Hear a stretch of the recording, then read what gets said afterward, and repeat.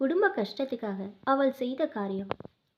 அலட்சியமாக 10 ரூபாய் நோட்டை சரளா நீட்டிய போது, 30 பைசா இருந்தா குடுமா, இல்லாட்டி இறங்கிடு என்று கராராக சொன்னான் கண்டக்டர்.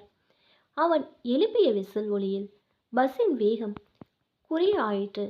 சரளா தன் அடிவயிற்றில் ஒருவித கலக்கம் தோன்றி நொடியில் உடல் முழுவதும் பரவுவதாக உணர்ந்தாள். இத்தனை பேர் பார்க்கும்போது பஸ்ஸிலிருந்து இறங்குவது எத்தனை அவமானம் என்னும் உணர்வு அவளை பீத்து எடுத்த நேரத்தில் ஓர் இனிய குரல் உதவிக்கு வந்தது. இஃப் யூ டோன்ட் மைண்ட், உங்களுக்கு சேர்த்து நான் டிக்கெட் வாங்கிடட்டுமா? புன் முறுவளித்தபடி சில்லறையை நீட்டினாள் ஒருத்தி. கண்டக்டரின் மறு விசில் ஒலியில் பஸ் வேகமெடுத்து ஓடத் தொடங்கியது. அப்பாடா!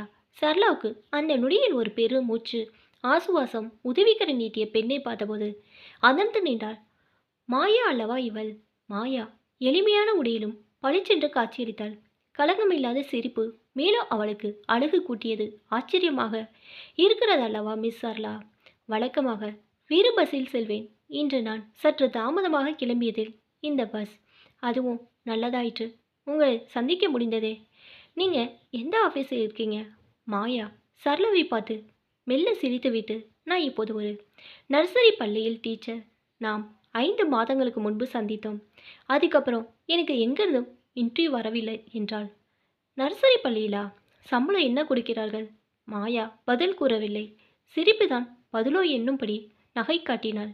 மிஸ் மாயா, நாம் இன்டர்வியூக்கு போயிருந்தோம் அல்லவா? பாரத் எக்ஸ்போர்ட்ஸ். அந்த ஆஃபீஸ்லேயே எனக்கு வேலை கிடைச்சிட்டு. அக்கௌண்ட்ஸ் ஆஃபீஸராக. கிட்டத்தட்ட 1000 ரூபாய் சம்பளம், நிறைய பொறுப்புகள் என்று பெருமிதமாக, ஆனால் அலுப்புடைவேல் போல் சொன்னாள் சரளா. உங்களுக்கு பரவாயில்ல மிஸ் மாயா. சின்ன குழந்தைகளோடு அவர்களின் மலர்லைகளோடு வாழ்க்கை உற்சாகமாக இருக்குமே. விகர்த்தியாக சிரித்தாள் மாயா. பேச்சை திசை திருப்பி, ஒரு நாள் என் வீட்டுக்கோ அல்லது எங்களது நர்சரி பள்ளிக்கோ வாருங்களே என்றாள். ஓஎஸ். விலாசத்தை கேட்டறிந்து விடைபெற்று பஸ்களிலிருந்து கீழே இறங்கிய போதுதான் மாயா அதிர்ந்து குலுங்கும்படியான அந்த விபத்து சற்றும் எதிர்பாராத விதமாக நடந்தது. படிக்கட்டில் ஒரு கால் வைத்து மறுகாலை பூமியை நோக்கி நீட்டி சரளா இறங்குவதற்குள் பஸ் நகர தட்டு தடுமாறி அவள் தலையில் விழுந்தாள். சாலையோரம் எதற்காக பதிர்ந்திருந்து வெளியில் உயரமாக நீட்டிக்கொண்டிருந்த பாறுகல்லில் சரியாக அவள் தலை மோதி இரத்தம் வேகமாக பீரிடத் தொடங்கியது. ஓவென்ற அலறுடன் பஸ்ஸை நிறுத்தி பாய்ந்தோடி வந்த மாயா சரளாவின் தலையை தாங்கி மடியில் வைத்துக்கொள்ள நொடியில் கூட்ட சூழ்ந்து என்னது என்னது என்று கேள்வி கேட்க ஆரம்பித்தது. பாரத் எக்ஸ்போர்ட்ஸ் நிறுவனத்தின் நேர்முக பேட்டிக்கு அழைக்கப்பட்டு வந்திருந்தவர்கள் 2 பேர். விண்ணப்பங்கள் புகைப்படங்கள் யாவும் பரிசீலிக்கப்பட்டு பிரதி தீர்வில் சரளாவும் மாயாவும் அழைக்கப்பட்டிருந்தன. 900 ரூபாய்க்கு மேல் எடுத்த எடுப்பிலே சம்பளம் கிடைக்கக்கூடிய நல்ல வேலை எப்படி கிடைத்துவிடும் என்கிற நம்பிக்கை இருவர் மனதிலும் இருப்பினும் கவலை கூடவே இருந்தது. இருப்பது ஒரே ஒரு பதவி, யாருக்கு கிடைக்கும்? நிர்வாகத்துக்கே குழப்பமாக இருந்தது. படிப்பில் இருவருமே ஏறக்குறைய சமமான மதிப்பெண்கள் பெற்றிருந்தனர். தோற்ற அழகு, கேட்ட கேள்விகளுக்கு எல்லாம் பதிலளித்த விதம் எல்லாவற்றிலும் கிட்டத்தட்ட சமமாக இருந்த இருவரில் யாரை வேலைக்கு நியமிக்கலாம்? ஒரு வாரத்தில் முடிவினை தபால் மூலமாக தெரிவிப்பதாக சொல்லி அனுப்பினார்கள். சரளாவும் மாயாவும் அன்றைக்கு அறிமுக ஆனவர்கள்தான். ஒருவரை பெஸ்ட் ஆஃப் லக் என்று வாழ்த்தியபடி பிரிந்தனர். மறுதினம் அஞ்சலில் பாரத் எக்ஸ்போர்ட் நிறுவனத்தின் மேனேஜிங் டைரக்டருக்கு ஒரு கடிதம் வந்தது. அந்த கடிதம் அவர் தலைவலியை இன்னும் கொஞ்சம் அதிகமாகிவிட்டதென்றே கூறலாம். மதிப்புக்குரிய ஐயா, இன்று நேர்முக தேர்வுக்கு வந்திருந்த மாயா எழுதுகிறேன். வேலை செய்து சம்பாதித்து ஆக வேண்டும் என்கின்ற நிர்பந்தம் எதுவும் இல்லாத குடும்பத்தை சேர்ந்தவள் நான். ஏதோ படித்த வீட்டில் சும்மா பொழுதுபோக்க வேண்டாமே என்று உங்கள் கம்பெனி விளம்பரத்தை பார்த்ததும் விண்ணப்பம் போட்டு வைத்தேன். ஒரு கால் எனக்கு நீங்கள் வேலை கொடுத்தான் கூட விரைவில் நடைபெற இருக்கும் எனது திருமணத்துக்கு பின் நான் வேலையை ராஜினாமா செய்ய விரும்புகிறேன். என்னோடு இன்று பேட்டிக்கு வந்திருந்த சரளா பாவம் ஏழை பெண். மூத்தவளான அவளது கையை நம்பிதான் அவளது பெரிய குடும்பம் இருப்பதாக தெரிகிறது.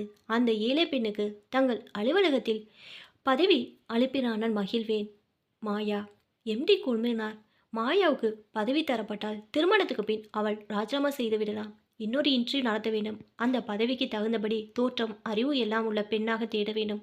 கடிதப்படி அந்த ஏழை பெண் சரளாவுக்கே வேலை தந்து விடலாமா? இந்த கடிதம் கூறுவது உண்மையாக இருக்குமா? பல குழப்பங்கள். ஒரு வாரம் சென்றது. சரளாவுக்கு பணி நியமன உத்தரவு அனுப்பப்பட்டது. மேலே மின்விசிறி சுழல்வது மங்கலாக தெரிந்தது. நான் எங்கே இருக்கிறேன்? சரளா முணங்கி புரண்டாள்.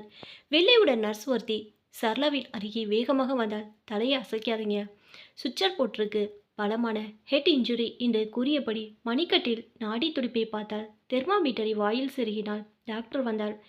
பரிசோதித்து வைத்து கூறினாள். அபாய நிலைமை தாண்டியாகிவிட்டது. நிறைய ரத்தம் சேதமாகி இருப்பதால் உடம்பு பலகீனமாயிருக்கு. அவ்வளோதான். ஓய்வெடுத்து புஷ்டியான ஆகாரம் சாப்பிட்டால் சரியாகிவிடும். சரளா சாதாரண நிலைக்கு சில தினங்களிலே திரும்பினாள். மண்டையில் போடப்பட்ட தையலை பிரித்தார்கள். 2 தினங்களில் டிஸ்சார்ஜ் செய்வதாக டாக்டர் கூறிவிட்டார். 1 மாத பொழுது. ஹலோ, எப்படி இருக்கீங்க மிஸ் சரளா? இனிமையான குரல். நிமிர்ந்து பார்த்தால் மாயா நெஞ்சில் ஒரு பந்து உருண்டையாய் அடைத்து கொண்டது. அருகில் வந்த மாயாவின் கைகளை பற்றி கண்ணீர் ஊற்றிக்கொண்டு அழத் தொடங்கினார் சரளா. மாயா, நீங்கள் என்னை கொண்டு வந்து அட்மிட் செய்தீங்க. அவசரத்துக்கு உங்கள் ரத்தத்தையும் கொடுத்து உதவி இருக்கிறீங்க. என் அலுவலகத்துக்கு ஃபோன் செய்துவிட்டு விலாசம் கண்டுபிடித்து விவரம் தெரிவித்து, அப்பப்பா நான் இன்னைக்கு உயிரோடு இருக்கிறேன் என்றால் நீங்கள் தான் இதற்கு காரணம். நீங்கள் ரொம்ப உயர்ந்தவர் miss Maya. Calm down miss Sarala. உணர்ச்சி வசப்பட்டு ஏதேதோ சொல்கிறீங்க. ஆபத்து சமயத்தில் யாராக இருந்தாலும் செய்கிற சாதாரண கடமை தான் நான் செய்தேன். அவற்றை பெருசுப்படுத்துறது தப்பு. பெருசுப்படுத்துகிறேனா? இல்லை மாயா, நான் உள்ளதை தான் சொல்கிறேன். நீங்கள் என் உயிரையே மீட்டு கொடுத்துருக்கீங்க. ஆனால் நான் உங்களுக்கு என்ன செய்தேன் தெரியுமா? பச்சை துரோகம்.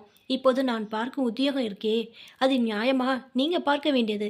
நாம் இருவரும் இன்றைக்கு போய்விட்டு வந்தோம். அன்று பிற்பகல் நீங்கள் எழுதின மாதிரி நான் ஒரு கடிதம் எழுதி பாரத் எக்ஸ்போர்ட் எம்டிக்கு அனுப்பினேன். அந்த கடிதத்தில் மாயா நிதானமாக குறுக்கிட்டு சொன்னாள், நான் பணக்கார பெண், திருமணம் ஆனதும் வேலையை ராஜினாமா செய்து விடுகிறேன். அந்த ஏழை பெண் சரளாவுக்கு அந்த வேலையை கொடுத்தால் அவளின் பெரிய குடும்பத்துக்கு பேர் உதவியாக இருக்கும். இந்த மாதிரி சரளாவாகிய நீங்கள் மாயா என்ற நான் எழுவது போல் கடிதம் எழுதினீங்க.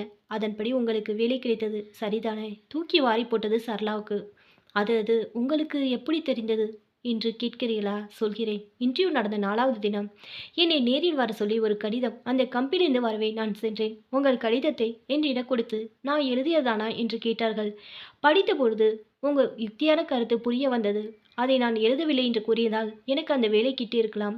ஆனால் யோசித்தேன், குடும்ப கஷ்டம் எனக்கு பழக்கமானதுதான். உங்களுக்கு என்ன கஷ்டமோ பாவம், வேலை கிடைப்பதற்காக இந்த மாதிரி ஒரு முறை கையாண்டிருக்கிறீர்கள் என்று நினைத்து கொண்டேன். அந்த கடிதத்தை நான் தான் எழுதியதாகவும் வேலையை உங்களுக்கே தருமாறும் சிபாரிசு செய்துவிட்டு திரும்பிவிட்டேன்.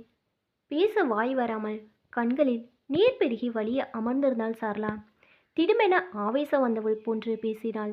என் சதி செய்திகளை தெரிந்த பிறகுமா காட்டி கொடுக்காமல் எனக்கே வேலை கிடைக்க செய்துவிட்டு திருமணர்கள் பஸ்ஸில் சில்லறை கொடுத்து உதவினீங்க. மண்டை உடைப்பட்டு கிடந்தவளை தூக்கி வந்து சிகிச்சைக்கு ஏற்பாடு செய்துகள்.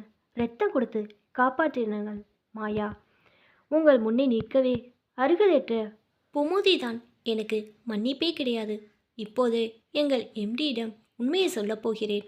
காலில் விழுந்தாவது அந்த வேலையை உங்களுக்கு வாங்கி தந்தால்தான் என் பாவங்களுக்கு நிவர்த்தி கிட்டும். புலம்பினாள். மாயா எழுந்தாள். மிஸ் சரளா, பாவங்களுக்கான பரிகாரமும் நான் செய்த உதவிகளும் பரஸ்பர ஒரு பண்டமாற்று வியாபாரமாகி போவதை நான் விரும்பவில்லை. Let God bless you.